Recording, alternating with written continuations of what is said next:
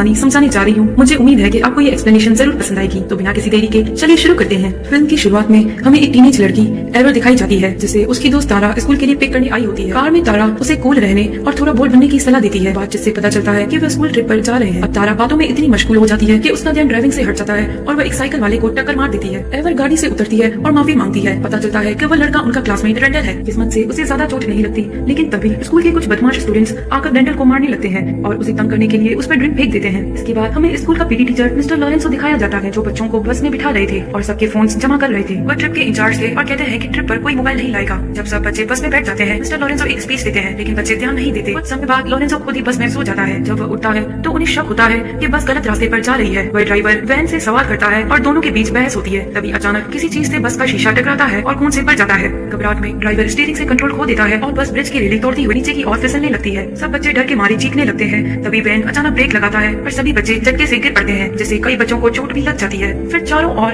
अचानक सब कुछ धुंधला हो जाता है। तभी अमेरिका की ओर से एक इमरजेंसी रेडियो ब्रॉडकास्ट आता है, जिसमें बताया जाता है कि बाहर केमिकल अटैक हुआ है और यह कोई ड्रिल नहीं है, ये सच है। जो सुनकर सब डर जाते हैं। तभी कोई अजनबी व्यक्ति बस का दरवाजा खटखटाता है। का हाथ खून से लथपथ होता है और वह बहुत डरावना लग रहा था। बच्चे और ड्राइवर डर के मारे उसे अंदर नहीं लाना चाहते, लेकिन मिस्टर लॉरेंसो उसे आम आदमी समझकर दरवाजा खोल देते हैं। तभी वह शख्स लॉरेंसो पर हमला कर देता है और उसका चेहरा नोच कर खून खराबा कर देता है। बच्चे घबराकर पीछे की इमरजेंसी एग्जिट से भाग जाते हैं, लेकिन पीछे से कैंडस नाम के बच्चे को वह आदमी पकड़ लेता है। डैनी, हंट, जेसी, टमारा, स्टेवन, रेंडल और एवर किसी तरह वहाँ से भागकर जंगल के बीच एक बिल्डिंग तक पहुँचते हैं। उन्हें अभी समझ नहीं आता कि वो आदमी क्या था, इंसान या कुछ और। रेंडल कहता है कि वह शायद ज़ॉम्बी था, क्योंकि रेडियो में केमिकल अटैक की बात की गई थी। फिर सब मिलकर एक बिल्डिंग के अंदर जाते हैं, जो शायद कोई आर्ट स्टूडियो था। वह दरवाजे खिड़कियां बंद कर देते हैं खुद को बचाने के लिए और हथियार ढूंढने निकलते हैं। अब दो ग्रुप बनते हैं, एक में डैनी, हंट, जेसी और टमारा होते हैं और दूसरे में एवर, स्टेवन और रेंडल। इसी दौरान एवर और स्टेवन की पहली बार बात होती है। ये दोनों एक दूसरे को पसंद करते थे और दोनों अपनी अपनी थ्योरी बताते हैं। इसी बीच रेंडल को एक बाला मिलता है, जिससे वह अपने पास रख लेता है। तभी बाहर से उन्हें कैंडस की आवाज आती है,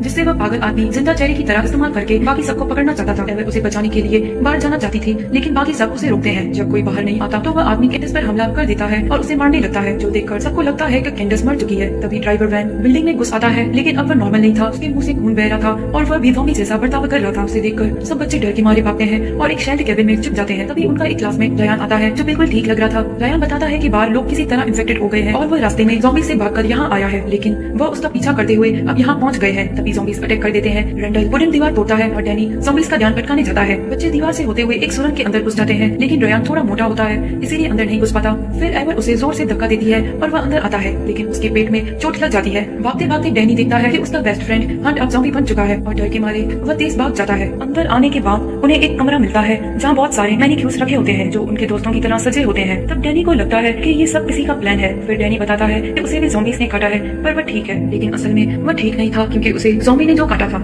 इधर ज़ॉम्बी वैन, जो तब से बिल्डिंग में घूम रहा था, किसी रास्ते से अंदर आता है और बच्चों पर फिर से हमला कर देता है। तब रेंडल एक भला उठाकर वैन पर जोर से वार करता है और तब तक मारता है जब तक वह बेहोश होकर जमीन पर नहीं गिर जाता। डैनी तंग आकर कुछ पेंट के डब्बे उठाता है और ऊपर की ओर चला जाता है। वो सबको जलाना चाहता था, लेकिन उस पर भी इन्फेक्शन का असर हो रहा था और वह धीरे धीरे बदल रहा था। रयान उसकी मदद करने आता है, लेकिन डैनी को रयान बिल्कुल पसंद नहीं था। असल में डैनी पहले मोटा हुआ करता था जैसे रयान है, और रयान उसे उसका पास्ट याद दिलाता था, इसीलिए डैनी उसे बिल्कुल पसंद नहीं करता था और स्कूल में उसे तंग भी करता था। अब डैनी रयान से झगड़ रहा होता है, तभी वैन पीछे से दौड़ता हुआ आता है और डैनी को लेकर किसी नीचे कूद जाता है। इतनी ऊंचाई से गिरने के बाद डैनी को मर जाना चाहिए था, लेकिन वह नीचे जमीन पर अपने शरीर को अजीब तरह से मोड़ता हुआ जिम्नास्ट की तरह खड़ा हो जाता है। यह देखकर सारे बच्चे समझ जाते हैं कि ज़ॉम्बी वाली थ्योरी सच है और वह सोचने लगते हैं कि ज़ॉम्बी एपोकलिप्स हुआ है। रेंडल कहता है कि हमें इस बिल्डिंग के अंदर ही रहना चाहिए और सारे रास्ते बंद कर देने चाहिए, लेकिन एवर और बहस करती है कि उसे इतनी जानकारी कैसे है। फिर एवर भी डैनी की तरह एक पेंट कैन उठाती है और उसे आग लगाकर नीचे फेंक देती है, जिससे नीचे खड़ी एक कार में आग लग जाती है और वह कार फट जाती है, जिसकी आवाज से बाहर खड़े ज़ॉम्बीज उस तरफ अट्रैक्ट हो जाते हैं और कार की तरफ बढ़ते हैं। अब शाम हो चुकी थी और एवर बाहर जाना चाहती थी। उसे बस के पास जाकर वहाँ से फोन लेकर अपनी माँ को कॉल करनी थी, लेकिन तमारा को ये आइडिया बिल्कुल पसंद नहीं आता और वह एवर को रेंडल के साथ रुकने को कहती है, लेकिन एवर नहीं मानती। तभी स्टेवन भी एवर को समझाने आता है, लेकिन एवर ने ठान लिया था कि वह बस की ओर जाएगी और वह उल्टा स्टेवन को सुनाने लगती है। अब एवर और स्टेवन बस की तरफ जाते हैं, जहाँ मिस्टर लॉरेंसो ने फोन रखे थे। अब वह उस बैग से मोबाइल निकालते हैं,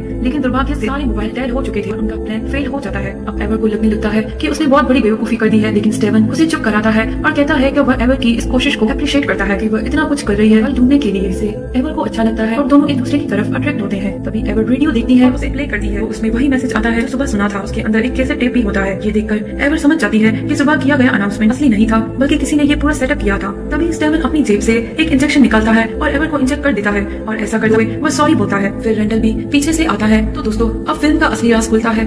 अब हमें पता चलता है कि यह पूरा प्लान रेंडल और स्टेवन ने किया था। असल में स्टेवन और रेंडल को स्कूल में डैनी बहुत ज्यादा बुली करता था और वह उससे बदला लेना चाहता था। वह 4 हफ्ते पहले ही मिले थे और उन्होंने एक ड्रग डीलरशिप से संपर्क किया था जिसका नाम चिप था। और दोस्तों, चिप कोई और नहीं बल्कि वही आदमी है जिसने शुरुआत में मिस्टर लॉरेंसो पर हमला किया था। सिर्फ इतना ही नहीं, बस ड्राइवर वैन भी मिस्टर लॉरेंसो का क्लासमेट था और स्टेवन ने उसे भी बस ड्राइवर के तौर पर हायर किया था। और यही वजह थी कि वैन बस को गलत रास्ते पर ले जा रहा था, यानी ये पूरा प्लान था। और चिप ने उन्हें ज़ॉम्बी जूस नाम के एक ड्रग के बारे में बताया था। लोग इसके असर से अजीब बिहेव करने लगते हैं, लेकिन उन्हें अंदाजा नहीं था कि इसका असर इतना भयानक होगा। चिप को भी बचपन में बहुत बुली किया गया था और उसने भी अपनी बचपन की ट्रॉमा इन बच्चों पर निकालनी चाहिए। अब चिप और रेंडल ने सब बच्चों को मारने का प्लान बनाया था। स्टेवन को ये प्लान बिल्कुल पसंद नहीं आता, लेकिन अब उसके पास कोई ऑप्शन नहीं था। दूसरी ओर रेंडल ने बाकी बच्चों को पहले से ही मना लिया था कि ये सच में एक ज़ॉम्बी एपोकलिप्स है, ताकि सब अपने दोस्तों को ज़ॉम्बी समझकर उन्हें ही मार दें। लेकिन एवर पूरी तरह से बेहोश नहीं हुई थी और वह वहाँ चुपकर सब सुन रही थी। उसे सारा प्लान समझ आ गया था। अब जैसे ही रेंडल और स्टेवन बस से बाहर निकले और मौका मिलते ही एवर भी धीरे से रेंग कर बाहर निकलने लगी। चिप उसे देख लेता है और उस पर हमला करता है, लेकिन एवर मुकाबला करती है और इस बार वो चिप को जोर से मारती है जिससे वह गिर जाता है